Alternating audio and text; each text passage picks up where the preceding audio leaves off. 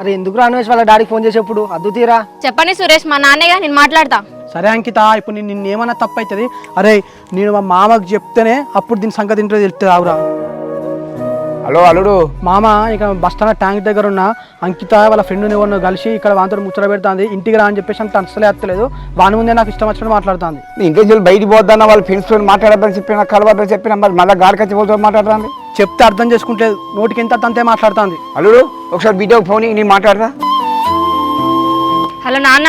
బిడ్డ ఎవడా friend bus stand ఏం చెప్తాను? సంతు జస్ట్ నా ఫ్రెండ్, ఆయన కలిసిండు, ఇక్కడ మాట్లాడుతున్నాం, అందులో తప్పేముంది? బిడ్డ యానుంటే మా ఇంటికాడ మాట్లాడదాం కనుక రోడ్డు నువ్వు ఇంటికి రా. సరే నాన్న. సంతు మా నాన్న రమ్మంటున్నాడు, నేను ఇంటికి వెళ్తా, మనం రేపు కలుద్దాంలే. మళ్ళీ రేపు కాల్సుడు ఏంది అంకిత? అరే సంతో నీకు మంచి మాట చెప్తానా, నువ్వు కనుక మళ్ళీ నా మరదలతో కలిసినా మాట్లాడినట్టు నాకు గెలిచినా మాత్రం అస్సలు మంచిగా ఉండేది.